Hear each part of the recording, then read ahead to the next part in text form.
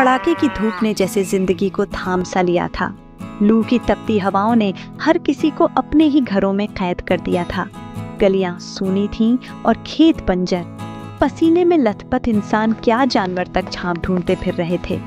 गर्मी अब डर बनकर लोगों के दिलों में बस गई थी। हर ओर सन्नाटा था, ऐसा जैसे वक्त रुक गया हो। इस बार की गर्मी जैसे सब कुछ लील जाने पर तुली हो। सुबह होते ही हाथ पैर जलने लगते थे। लोग कहते, चूल्हा तो क्या, दिल में भी आग जलाने की हिम्मत नहीं बची। लगता था जैसे ये गर्मी इस बार जान लेकर ही मानेगी। इन्हीं हालातों में एक सीधा साधा इंसान था, सुंदर था। सुंदर अपनी बेटी उषा के साथ वो इस तपती जिंदगी को किसी तरह ढो रहा था। कमजोर शरीर पर हौसला अब भी जिंदा था। जब तक सांस चल रही थी, जब तक पसीना बह रहा था, सुंदर मेहनत करता रहा, क्योंकि उसके लिए हारने का मतलब था उषा की मुस्कान खो देना। पिताजी, इतनी गर्मी में आप खेत क्यों जाते हैं? देखिए, आपका चेहरा लाल हो गया है और हाथ पैर भी काले हो गए हैं। अगर आप बीमार पड़ गए तो मेरा क्या होगा? आपको अपना ख्याल रखना चाहिए। ये गर्मी बहुत खतरनाक है पिताजी। बेटी, मैं भी जानता हूँ कि ये गर्मी कितनी मुश्किलें खड़ी कर रही है, लेकिन अगर मैं खेत नहीं जाऊंगा तो हम खाएंगे क्या? घर में कुछ बचा ही नहीं है। ये मजदूरी ही तो हमारी रोटी का सहारा है। गर्मी चाहे जितनी भी कड़ी हो, मुझे काम करना ही होगा। अगर मैं हार मान गया तो तुम्हारे भविष्य का क्या होगा? लेकिन पिताजी, क्या कोई और तरीका नहीं है? क्या किसी से मदद नहीं ली जा सकती? आपकी हालत देखकर मेरा दिल टूट जाता है। बेटी, इस दुनिया में दूसरों से मदद मांगने से कुछ नहीं होता।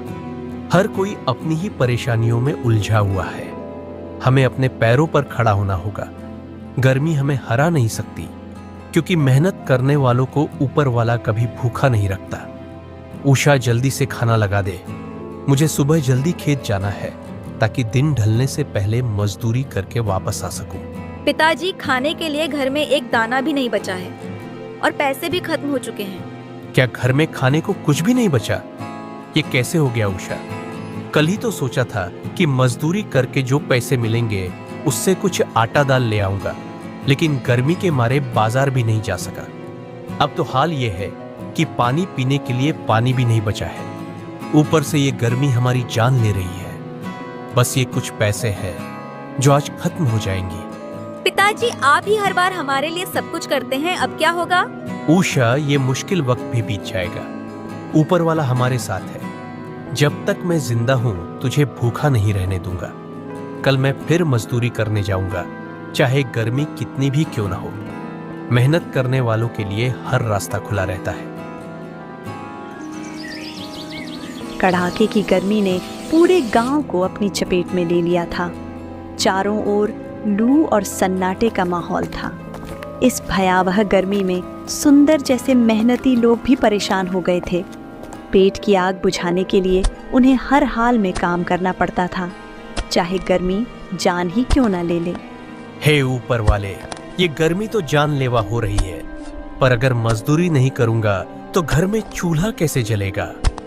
ये गर्मी मेरी मेहनत का इम्तिहान ले रही है। आखिरकार सुंदर गर्मी से हार मानकर वापस घर लौट आया। गर्मी ने उसकी हिम्मत को तोड़ दिया था। उषा, आज मेरी हिम्मत नहीं हो रही। गर्मी इतनी बढ़ गई है कि अब मजदूरी करने का भी मन नहीं कर रहा।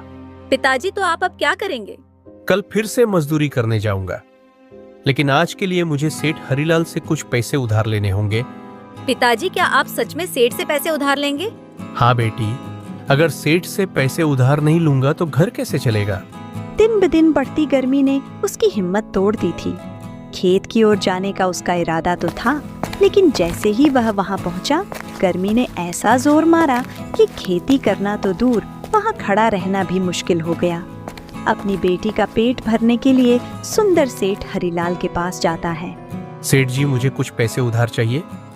घर में खाने पीने का इंतजाम नहीं हो पा रहा है और गर्मी के कारण काम भी बंद है। तुम सोच भी कैसे सकते हो कि मैं तुम्हें पैसे उधार दूंगा, लेकिन एक शर्त है। अगर तुम पैसे वापस न कर सके तो तुम्हें अपनी बेटी का विवाह मुझसे करना होगा।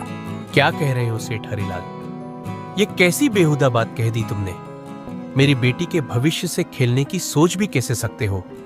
ये मेरी भी एक शर्त है। मैं किसी भी हालत में तुम्हारी ये शर्त नहीं मानूंगा। लेकिन पैसे आज ले रहा हूं, 1 हफ्ते में चुका दूंगा। याद रखना, ऊपर वाला किसी को तकलीफ देने का हक किसी को नहीं देता। सुंदर पैसे लेकर गुस्से में वहां से चला आता है। रास्ते में उसे उसका दोस्त मंगरू मिलता है। सुंदर भाई, क्या हाल है? बड़े दिन हो गए, देखा नहीं। कहाँ जा रहे हो? मंगरू, मैं बहुत परेशानी में हूँ। सेठ हरीलाल से उधार पैसे लिए हैं, लेकिन उसने कहा कि अगर मैं वक्त पर पैसे वापस नहीं कर पाया तो मेरी बेटी की शादी उससे करनी होगी। क्या कह रहे हो? ये तो बहुत बुरी बात है। तुम मेहनती आदमी हो और अब ऐसा हो रहा है। लेकिन चिंता मत करो, मैं तुम्हारे साथ हूँ। मिलकर कुछ रास्ता निकालेंगे। सुंदर थोड़ी राहत महसूस करता है, लेकिन मन अभी भी भारी था। अब क्या करूं, कुछ समझ नहीं आता। घर में खाने को कुछ नहीं है और गर्मी ने काम करने की ताकत भी छीन ली है। तुम जैसे अच्छे इंसान के साथ ऐसा नहीं होना चाहिए। तुम्हारी तकलीफ मुझे बहुत गहराई से लग रही है, लेकिन चिंता मत करो, कुछ न कुछ हल जरूर निकलेगा। मंगरू खुद भी परेशान था। उसके घर में राशन खत्म हो गया था, खेत खराब हो चुके थे और उसकी पत्नी की तबीयत भी खराब थी। ठीक है भाई, मैं चलता हूँ। ऊपर वाला तुम्हारी परेशानी दूर करे। सुंदर घर लौट जाता है। इधर मंगरू के पास खाने का राशन भी था, पीने के लिए पानी भी था और उसकी पत्नी पूरी तरह स्वस्थ थी और उसकी पत्नी सुंदर की हालत पर हंसते हैं। आज तो मजा आ गया। सुंदर ने अपनी सारी कहानी सुना दी। बेचारा सोच रहा था कि अपनी बेटी की शादी सेठ मणिलाल से करवा दे। अगर उधारी न चुका पाया तो सच में उसका तो दिमाग ही खराब हो गया है। हाँ, और वो तो अब पूरी तरह फंस गया है। उसकी हालत देखकर तो हंसी आती है। उसकी बेटी का अब क्या होगा? सेठ मणिलाल से शादी करवाकर उसकी जिंदगी तबाह कर देंगे। मंगरू और उसकी पत्नी सुंदर की मुसीबत पर ठहाके लगा रहे थे। उनके चेहरे पर घिनौनी मुस्कान और मन में नीचता भरी सोच साफ झलक रही थी, जैसे उन्हें सुंदर और उसकी मासूम बेटी की तकलीफों से अजीब सी संतुष्टि मिल रही हो। वे आपस में फुसफुसाते देखते हैं इनका जीवन और कैसे नर्क बना सकते हैं। इधर सुंदर ने जैसे तैसे 1 वक्त की रोटी का इंतजाम किया और भूख के साथ ही दिन की थकान भी पी गया। रात किसी तरह काट ली, लेकिन सुबह होते ही एक बार फिर वही संघर्ष, वही टूटी उम्मीदें उसका इंतजार कर रही थीं। भारी मन और थके कदमों से वह खेत की ओर बढ़ा। सूरज आसमान पर आग उगल रहा था और तपती जमीन से लपटें उठ रही थीं। कुछ ही देर में खेत की मिट्टी जैसे अंगारे बन गई। सुंदर के हाथ लाल पड़ने लगे, जलन से भरे हुए, मगर पेट की आग उसे पीछे हटने नहीं दे रही थी। जब तक शरीर ने साथ दिया, उसने काम किया। जो थोड़ी बहुत मजदूरी से मजदूरी मिली, वही लेकर वो वापस घर लौटा।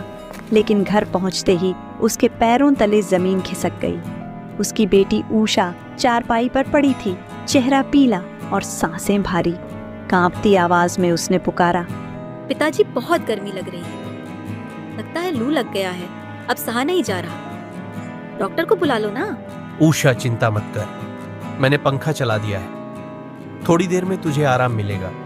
डॉक्टर को बुलाने की कोशिश करता हूँ। भगवान से प्रार्थना है कि मेरी उषा को ठीक कर दे।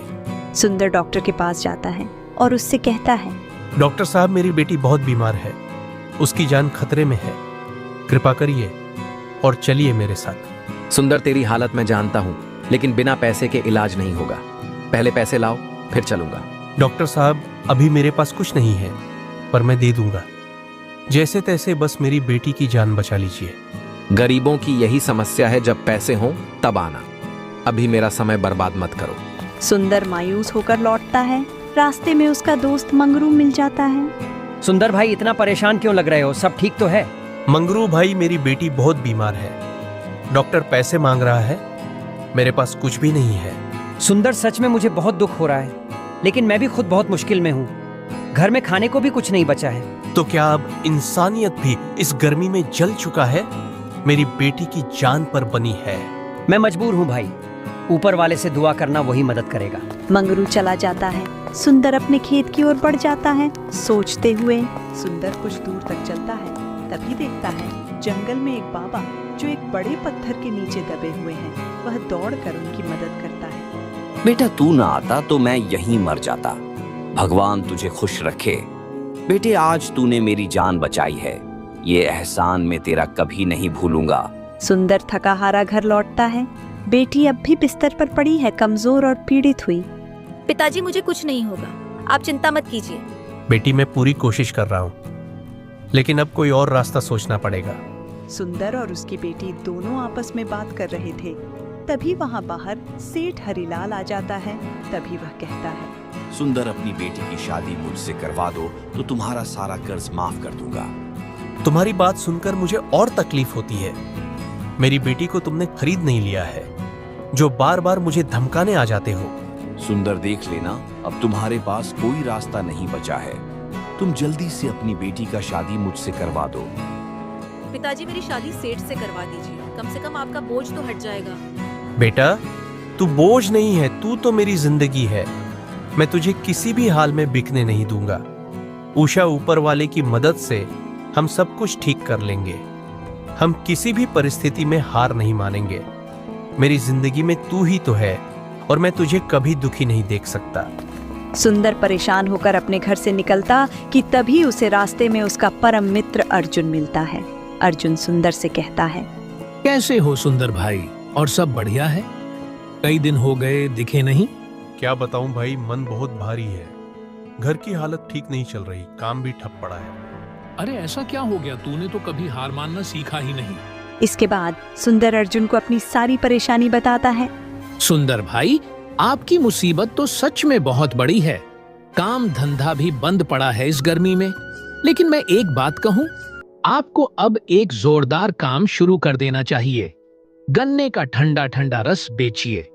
गर्मी में सबको राहत मिलेगी और आपको भी फिर से रोजी रोटी चलाने का जरिया। तेरी बात सुनकर तो दिल खुश हो गया भाई। वाकई ये आइडिया तो बहुत अच्छा है। इस तपती गर्मी में लोग ठंडे रस के लिए तरसते हैं। अगर मैं मेहनत करूं और ईमानदारी से बेचूं तो शायद किस्मत भी साथ दे दे। अगली सुबह सुंदर एक ठेला लेकर चौराहे पर जा पहुंचा। ठेला में गन्ने का रस था। वह लोगों को गन्ने का रस बेचने लगा।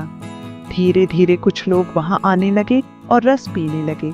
कुछ समय तक ऐसा ही चलता रहा। सुंदर के पास थोड़े बहुत पैसे इकट्ठा हो गए। उसकी बेटी अब पूरी तरह ठीक हो चुकी थी। सुंदर ने सेठ हरिलाल का उद्धार चुका दिया। अब बाप बेटी खुशी खुशी अपना जीवन बिताने लगे।